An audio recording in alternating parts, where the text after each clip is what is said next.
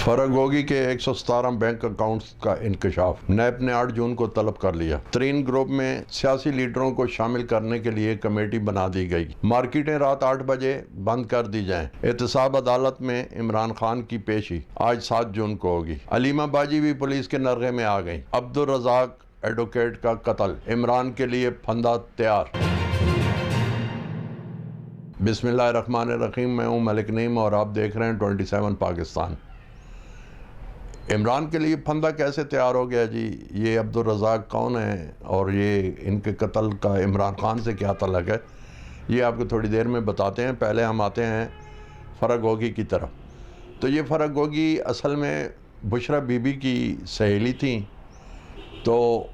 جو بھی پنجاب میں اس ٹائم بزدار حکومت تھی، تو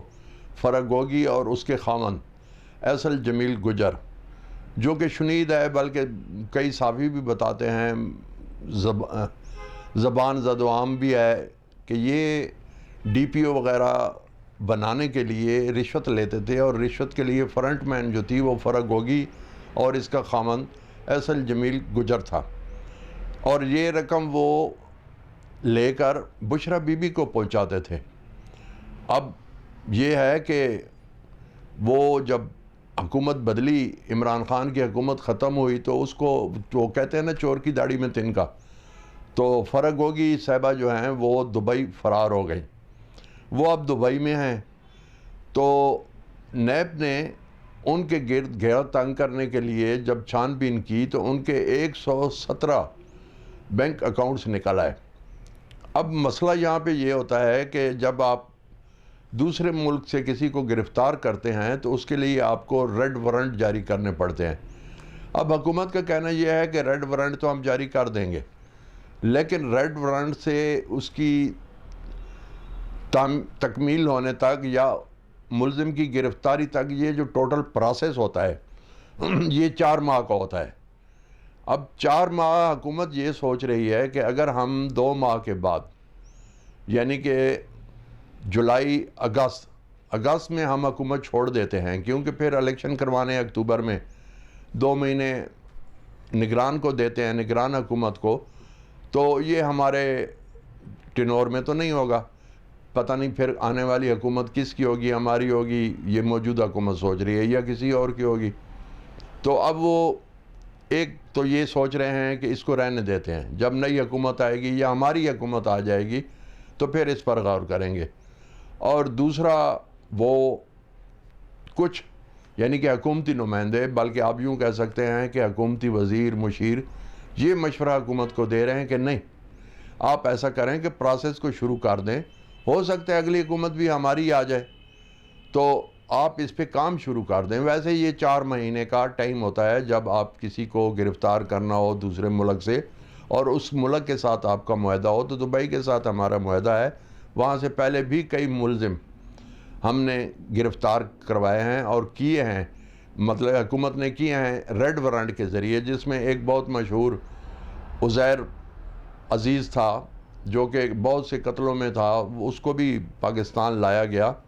تو اسی طرح فرگوگی کو بھی اب نیب نے طلب کر لیا 8 جون کو، اور آج چونکہ 7 جون ہے، پروگرام ریکارڈ ہو رہا ہے، تو کل اس کو طلب کیا گیا ہے، لیکن وہ تو دبئی میں ہے، وہ کہاں پیش ہوں گی۔ پھر یہ ہوگا کہ ان کے دوبارہ ان کو نوٹس دیا جائے گا، پھر یہ ہوگا کہ ان کے وارنٹ گرفتاری جاری کیے جائیں گے، پھر ان کو اشتہاری قرار دیا جائے گا، اور جب اشتہاری وہ ہو جائیں گی تو پھر اس کے بعد یہ ہے کہ یہ سب پروسیس میں 4 ماہ کا عرصہ لگے گا، اور پھر ایک دن ضرور آئے گا کہ وہ گرفتار ہو جائیں گی اور وہ بتائیں گی کہ یہ جو ڈی پی او وغیرہ تبدیل کرنے کے یہ پیسے یہ میں کس کو دیتی تھی، بشرا بی بی کو دیتی تھی، عثمان بزدار کو دیتی تھی، یہ کیا، بلکہ 117 اکاؤنٹس اگر ایک آدمی کے ہوں تو آپ خود سوچ لیں کہ اس نے کتنا پیسہ کمایا ہے یا کتنا پیسہ اس کے پاس ہوگا۔ تو چلتے ہیں اگلی خبر کی طرف۔ یہ دوسری خبر ہے۔ اس خبر میں ترین گروپ کا ذکر ہے کہ ترین گروپ نے ایک کمیٹی بنا دی ہے۔ ترین گروپ سے مراد یہ ہے کہ جہانگیر خان ترین نے ایک کمیٹی بنا دی ہے، اور اس کمیٹی میں اون چودھری، اسحاق حقوانی اور دوسرے لیڈر ہیں۔ ان کو یہ ٹاسک سونپا گیا ہے کہ وہ جو لوگ بھی پی ٹی آئی سے منحرف ہو رہے ہیں ان لوگوں کو اپنے ساتھ شامل کرنے کے لیے تک دو کریں اور ان کو جہانگیر ترین کے ساتھ ملائیں، تاکہ جہانگیر ترین صاحب جو کہ پاکستان انصاف پارٹی یا اس قسم کی ایک پارٹی بنا رہے ہیں تو یہ اس پارٹی میں شامل ہو جائیں جس کے چیف پیٹرن جہانگیر خان ترین ہو۔ ویسے وہ نائل ہیں لیکن یہ ہے کہ چیف پیٹرن وہ بن سکتے ہیں، تو یہ بھی ہو سکتا ہے کل کو وہ اہل بھی ہو جائیں۔ تو یہ ہے کہ انہوں نے ایک کمیٹی بنا دی ہے، اب وہ کمیٹی جو ہے اس پر عمل درآمد کرے گی اور وہ سیاسی لیڈروں کے ساتھ ملاقاتیں بھی کرے گی۔ تو اون چودھری اور اس کے بعد آپ کا اللہ بھلا کرے کہ تنویر الیاس جو کہ وزیر اعظم تھے اس کے آزاد کشمیر کے، وہ بھی اس کمیٹی میں شامل ہیں، تو وہ بھی تک دو کر رہے ہیں کہ یہ لوگ جو جتنے بھی پی ٹی آئی کو چھوڑ کر گئے ہیں وہ جہانگیر خان ترین کے ساتھ مل جائیں۔ تو اگلی خبر کی طرف آتے ہیں کہ مارکیٹیں رات کو 8 بجے بند ہو جائیں۔ یہ بہت پرانی بات ہے، یہ جنرل ضیاء الحق نے پہلی بار یہ آرڈر دیے تھے، لیکن جتنے بھی ٹریڈ یونین کے صدر تھے، جنرل سیکرٹری تھے، بلکہ جتنی بھی یونین تھیں مارکیٹوں کی، انہوں نے اس سے انکار کر دیا تھا اور پھر مذاکرات ہوئے۔ چونکہ پرویز مشرف کے پاس ڈنڈا تھا تو وہ ڈرتے بھی تھے ان سے،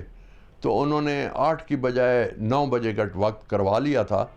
1 گھنٹہ مزید توسیع کرا لی تھی، اور کچھ دن یہ مارکیٹیں بند بھی رہی تھیں، لیکن بعد میں پھر ان سے اپروچ کر کے تو یہ دوبارہ سے پھر وہی سسٹم شروع ہو گیا۔ اب موجودہ حکومت بھی یہ چاہ رہی ہے، وہ یہ چاہ رہی ہے کہ یہ مارکیٹیں بازار جو ہیں یہ رات 8 بجے بند ہو جائیں، اور 8 بجے بند ہونے سے کیا ہوگا کہ توانائی کی بچت ہوگی، اور توانائی کی جب بچت ہوگی تو اس میں 2 فائدے ہوں گے۔ ایک تو حکومت کو فائدہ ہوگا، اس کا جو یہ فیڈر یا آپ کہہ سکتے ہیں کہ جو بجلی پیدا کرنے والے کئی ڈیزل پہ چلتے ہیں، کئی پیٹرول پہ چلتے ہیں، کئی کولا پہ چلتے ہیں، جو ایندھن ہے، یعنی کہ ایندھن کی بچت ہوگی، اور دوسرا عوام کو بھی یہ فائدہ ہوگا کہ وہ اب اس میں ایک اور بات ہے، اگر یہ ہو جائے تو یہ اچھی بات ہے۔ وہ اس لیے اچھی بات ہے کہ دیکھیں بینک کے ٹائمنگ ہوتے ہیں، ہمیں معلوم ہوتا ہے کہ بینک صبح 9 بجے کھلے گا اور 4 بجے بند ہوگا، تو ہم بہت ہی خیال کرتے ہیں کہ 9 سے پہلے بینک نہیں جانا ہے اور شام 4 کے بعد نہیں جانا ہے، تو ہم اپنی ٹائمنگ کو ایڈجسٹ کر لیتے ہیں۔ اگر ہم اپنی ٹائمنگ کو بینک کے ساتھ ایڈجسٹ کر لیتے ہیں اور کئی دفاتر ہیں جس طرح نادرا کا دفتر ہے یا دوسرے دفاتر ہیں، فارن آفس ہے یا انٹیریئر منسٹری ہے، ان کی ٹائمنگ ہے، تو اسی طرح ہم مارکیٹوں کے ٹائمنگ کیوں نہیں سیٹ کر سکتے؟ یہ سیٹ ہو سکتے ہیں بشرطے کہ حکومتی نمائندے یونین کے ساتھ بیٹھیں، جتنی بھی ٹریڈ یونین ہیں، جتنے بھی مارکیٹوں کے صدر ہیں، جنرل سیکرٹری ہیں، ان کے ساتھ بیٹھیں اور ان کے گوش گزار کریں کہ بھائی دیکھیں آپ بینک بھی تو ٹائم پہ جاتے ہیں نا، صبح 9 سے 4 بجے جاتے ہیں، تو آپ مارکیٹوں کے بھی جس نے 8 بجے خریداری کرنی ہے تو وہ 7 بجے بھی خریداری کر سکتا ہے۔ 8 بجے ضروری ہے اس نے 9 بجے خریداری کرنی ہے یا رات کو 10 بجے خریداری کرنی ہے؟ جب ٹائم 8 بجے کا ہو جائے گا تو اس میں یہ ہوگا کہ ایندھن کی بچت ہوگی، ملک کا فائدہ ہوگا، بلکہ عوام کا بھی فائدہ ہوگا۔ تو اب آتے ہیں اگلی خبر کی طرف، یہ ہے علیمہ باجی کی خبر۔ علیمہ باجی کون ہے؟ یہ عمران خان کی بہن ہے۔ تو ثاقب نثار اس ٹائم چیف جسٹس تھے سپریم کورٹ کے، تو اس وقت ان پر منی لانڈرنگ کا ان کے امریکہ میں کچھ فلیٹس ہیں، تو ان پر کیس بن گیا، سپریم کورٹ میں ان کی طلبی ہو گئی۔ جب ان کی طلبی ہو گئی تو یہ 2 بہنیں ہیں، بلکہ ویسے تو یہ سنا ہے 3 بہنیں ہیں، لیکن ان کی ایک اور بہن ہے، اس کا نام ہے عظمیٰ، تو عظمیٰ خان، اور یہ ہے علیمہ خان۔ اب علیمہ خان نے بتایا کہ میرے پاس 60 ارب روپے ہیں، تو ان سے پوچھا گیا کہ آپ کا انکم سورسز کیا ہیں، تو انہوں نے بتایا کہ میں سلائی مشینوں کا کاروبار کرتی ہوں، تو سلائی مشینوں کے کاروبار سے میں نے 60 ارب روپیہ بنایا ہے۔ جبکہ عظمیٰ خان نے بتایا کہ میرا بھی یہی کاروبار ہے اور میں اس کے پاس 40 ارب روپے تھے، اس کے پاس 40 ارب تھے، ان کے پاس 60 ارب تھے۔ تو اب یہ ہے کہ سپریم کورٹ نے ان کو کہ آپ نے اثاثے ٹھیک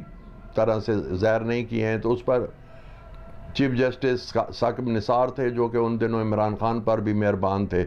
ان کی بہنوں پر بھی مہربان تھے، انہوں نے ان کو ریلیف دیا، تھوڑا بہت جریمانہ کیا اور ان کے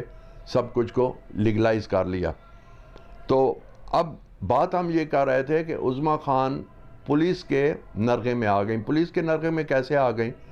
کہ یہ 9 مئی کو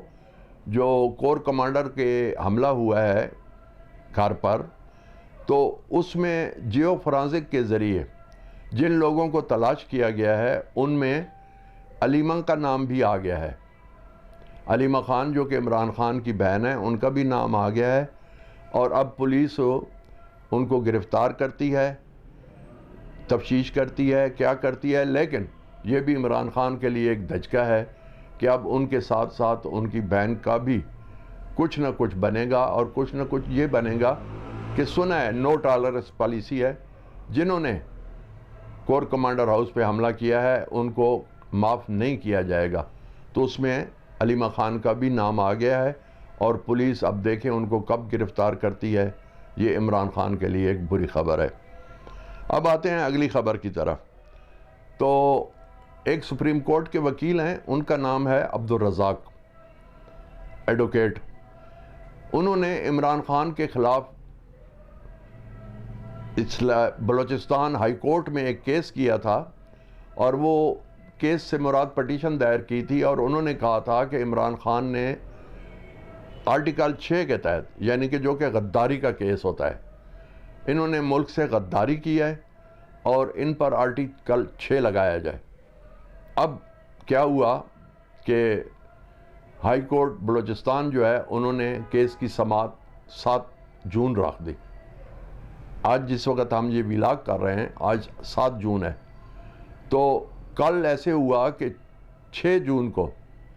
عبدالرزاق ایڈوکیٹ اپنی گاڑی میں آ رہے تھے، تو